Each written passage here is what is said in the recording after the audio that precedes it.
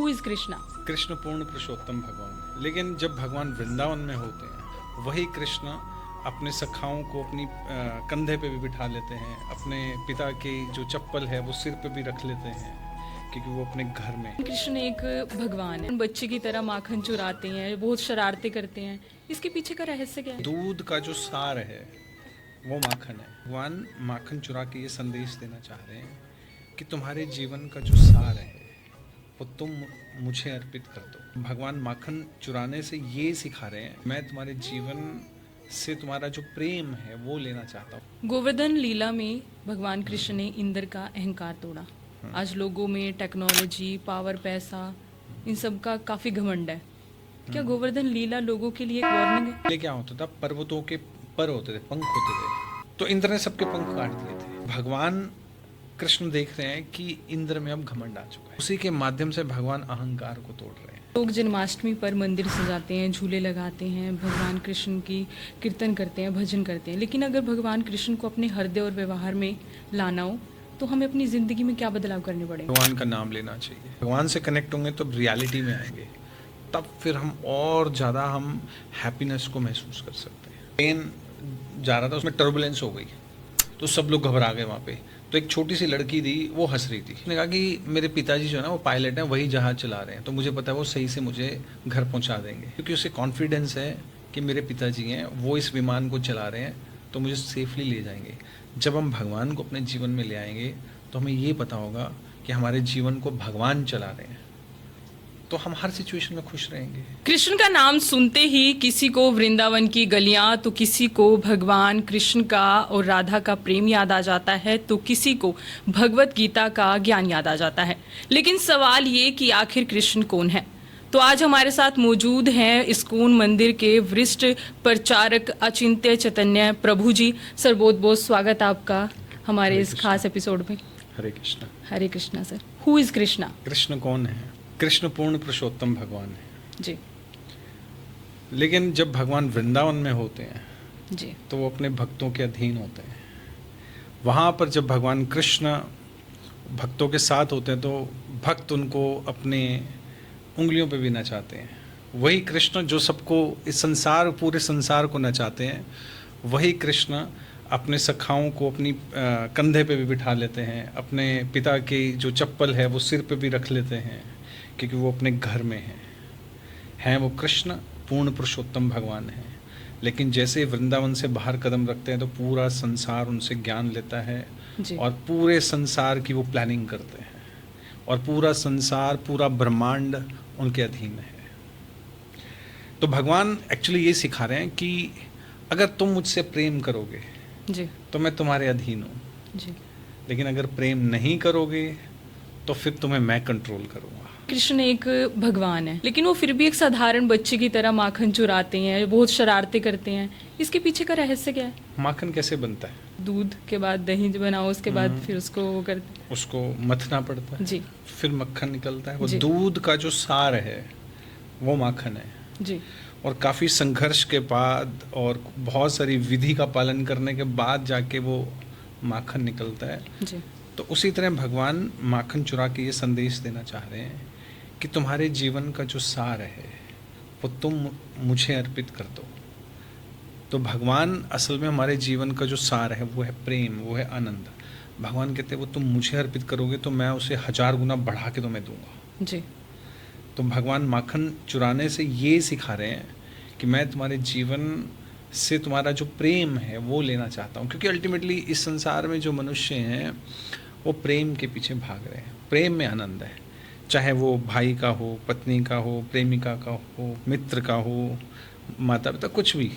तो ये सारे रस भगवान आस्वादन करना चाहते हैं। तो जो गोपियाँ हैं वो जब माखन बनाती थी तो भगवान का स्मरण करती थी और चाहती थी कि भगवान इसका आस्वादन करें, क्योंकि वो ग्वाल बाल हैं, उनके पास सबसे अगर कीमती वस्तु है तो वो माखन है। और फिर भगवान उन माखन के माध्यम से उनके प्रेम को स्वीकार कर रहे हैं, क्योंकि वो गोपियाँ भी यही चाहती हैं।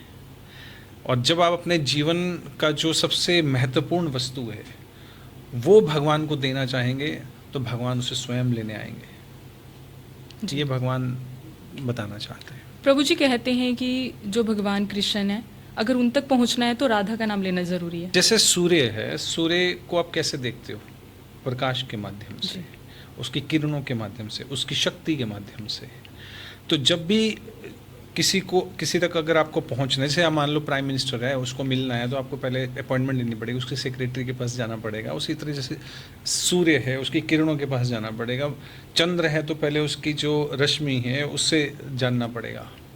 उसी तरह अगर कृष्ण को जानना है, कृष्ण को मिलना है, तो श्रीमती राधा रानी के थ्रू जाना पड़ेगा, क्योंकि वो उनकी कृपा शक्ति हैं, आह्लादनी शक्ति हैं। तो भगवान कृष्ण जो हैं वो परम हैं।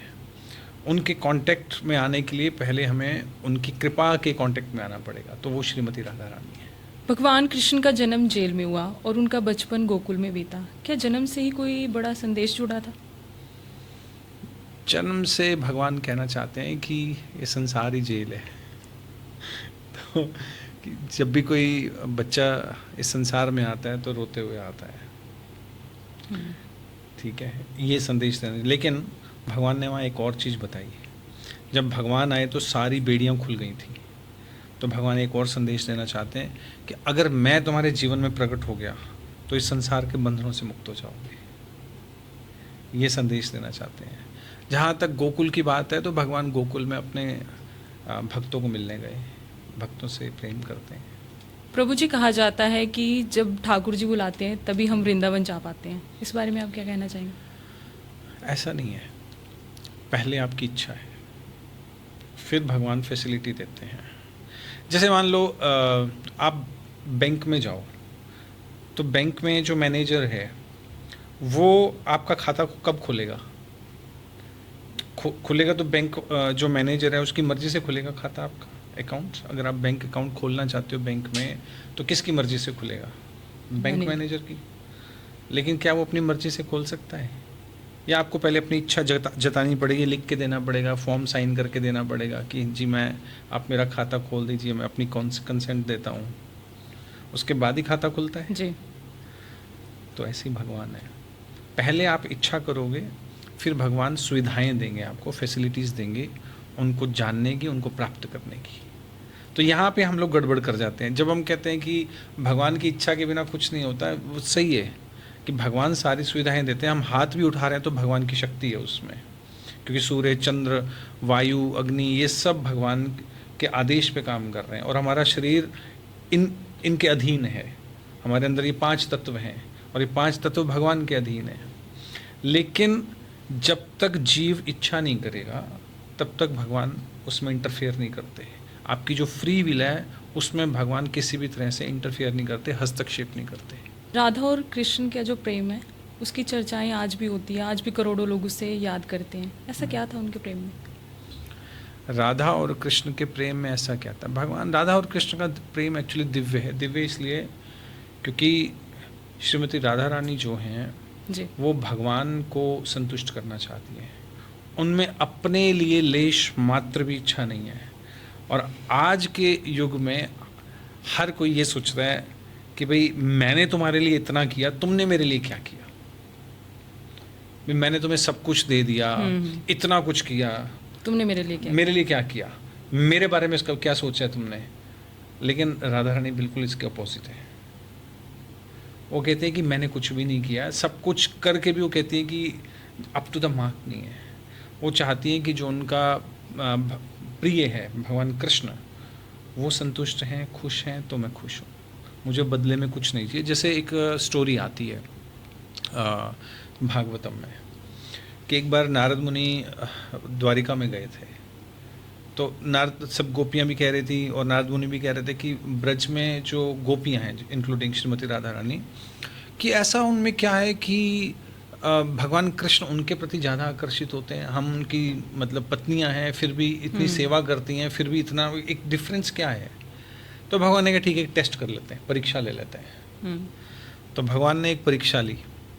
नारद मुनि को बोला कि ऐसा करो, तुम जितनी भी मेरी रानियाँ उनके पास जाओ, उनको बोलो कि भगवान के, मेरे मतलब कृष्ण भगवान कह रहे हैं नारद मुनि को कि मेरे सिर में दर्द है, ये तब ठीक होगा जब कोई भक्त मुझे अपने चरणों की धूल देगा। नारद मुनि हर रानी के पास गए, 16,108 रानियाँ थी, सबके महल में गए, सबके कहते नहीं हम अपने पति को, वो भी भगवान जो साक्षात भगवान है, उनको दे देंगे तो नरक में चले जाएंगे, हो ही नहीं सकता, हम नहीं दे रहे। फिर नारद मुनि गए वृंदावन में, तो सबने प्रणाम किया, गोपियों से ने पूछा कि कृष्ण कैसे हैं जी। तो उन्होंने कहा कि कृष्ण ठीक हैं, उनके ना सिर में दर्द हो रहा है। कहते तो ठीक कैसे होगा? कहते कि वो उनको एक इलाज बताया कि उनका जो भक्त है, जो उनका प्रेमी है, जो उनसे प्रेम करता है, वो अपने चरणों की अगर धूल दे दे, वो सिर पे लगाएंगे तो ठीक हो जाएगा। तो उन्होंने भर भर के पूरे बैग्स भर के दे दिए कि ले जाओ। तो नारद मुनि ने कहा कि आपको ये नहीं लग रहा कि आप दे तो रहे हो, नरक में चले जाओगे? कहते हम कृष्ण के चेहरे पर एक क्षण की खुशी के लिए, स्माइल, एक छोटी सी स्माइल के लिए करोड़ों करोड़ों जन्मों तक नरक भोगने के लिए तैयार है। बस एक छोटी सी स्माइल के लिए आप ले जाओ। तो ये गोपियों का प्रेम है कृष्ण के प्रति, उन्हें अपने लिए कुछ नहीं चाहिए, यानी स्वार्थ भावना नहीं है उसमें। लेकिन आज के प्रेम में हम लोग कुछ आशा करते हैं कि हमने इतना किया है तो हमारे लिए भी कुछ होना चाहिए, वी एक्सपेक्ट। पहले क्या होता था, पहले के जो टेम्पल्स होते थे ना, उनमें 3 द्वार होते थे, फ्रंट पे 3 होते थे। तो आप किसी कोई भी श्रद्धालु या कोई भी भक्त अगर मंदिर में एंटर कर रहा है, प्रवेश कर रहा है, अगर वो पहले वाले द्वार से कर रहा है, लेफ्ट साइड से, तो इसका मतलब वो टेंशन में है। सिर्फ उसके एंट्री से ही पता लग जाता था कि ये प्रॉब्लम में है या नहीं है। जो दूसरे वाले लास्ट वाले से करता है, इसका मतलब वो फ्यूचर के बारे में सोच रहा है। और जो बीच वाले प्रेजेंट में है, बस अपनी पूरी चेतना को भगवान के पास लेके आया है। पहले ऐसे डिज़ाइन की जाती थी चीज़ें। प्रभु जी, सुदामा के पास भगवान कृष्ण को देने के लिए कुछ भी नहीं था, लेकिन फिर भी भगवान कृष्ण ने उनको गले लगाया। क्या आपको लगता है कि भगवान के सामने हमारी गरीबी या सोशल स्टेटस जो है वो महत्व रखता है? भगवान के सामने स्टेटस मैटर नहीं करता जी। भगवान के सामने मैटर करता है आपकी चेतना, कि आपने अपने लिए क्या रखा और मुझे क्या दिया। सुदामा के पास अपने पास जो था उसने सब कुछ भगवान को दे दिया। एक्चुअली उनकी पत्नी ने उनको भेजा था कि आप अपने मित्र से सहायता लेने जाओ, लेकिन सुदामा का मन नहीं था जी। लेकिन फिर उनकी पत्नी जब जबरदस्ती की तो चले तो गए, लेकिन सुदामा ने कहा चलो इस बहाने में मिल लूंगा कृष्ण से, मांगूंगा नहीं। तब भी सुदामा ने कुछ नहीं मांगा, और भगवान, मजे की बात एक और है, भगवान ने भी कुछ नहीं दिया। सुदामा को तो नहीं पता था कि उसका महल बन चुका है, वो तो भगवान ने दे दिया, लेकिन सुदामा को ऐसे ही भेज दिया जैसे आया था। बड़ी अजीब सी बात थी कि राजा के घर में कोई आए मित्र, भगवान वो जिस फटे हुए कपड़ों में आया था, भगवान ने उसको बस उसकी सेवा की, उसके पैर धोए, खाना क्यों खिलाया, बातें की और वापस भेज दिया। पता है क्यों? भगवान सिखा रहे थे वहाँ पे जी। कि भक्ति की कोई कीमत नहीं है, भक्ति का ऋण तो मैं भी नहीं चुका सकता। अगर मैं सुदामा को कुछ दे दूंगा ना, तो मैंने इसकी भक्ति की कीमत लगा दी, इसके प्रेम की कीमत लगा दी। इसलिए भगवान ने अपनी भक्ति की बेइज्जती नहीं की वहाँ पे, बस उसको एज इट इज़ भेज दिया। हाँ, उसकी पत्नी को जो चाहिए था वहाँ दे दिया, दैट्स ऑल। गोवर्धन लीला में भगवान कृष्ण ने इंद्र का अहंकार तोड़ा। आज लोगों में टेक्नोलॉजी, पावर, पैसा, इन सब का काफ़ी घमंड है। क्या गोवर्धन लीला लोगों के लिए एक वार्निंग है? हाँ, अब ये देखिए कि अगर आप इसके पास्ट में जाओ जी। गोवर्धन के पास्ट में पहले क्या होता था, पर्वतों के पर होते थे, पंख होते थे जी। ये वेदों में वर्णन है जी। और वो उड़ा करते थे, और जितने भी तपस्या करते थे साधु वगैरह, तो वो घबरा जाते थे कि वो पर्वत उड़ के कहीं चला गया। तो उसमें से रामायण में भी आता है कि मैनक पर्वत भी है जी। जिसे हनुमान जी ने कहा था कि आप कुछ विश्राम कर लो, कि आपके पिताजी ने मुझे बचाया था मेरे पंख कटने से। तो इंद्र ने सबके पंख काट दिए थे, और भगवान कृष्ण देख रहे हैं कि इंद्र में अब घमंड आ चुका है जी।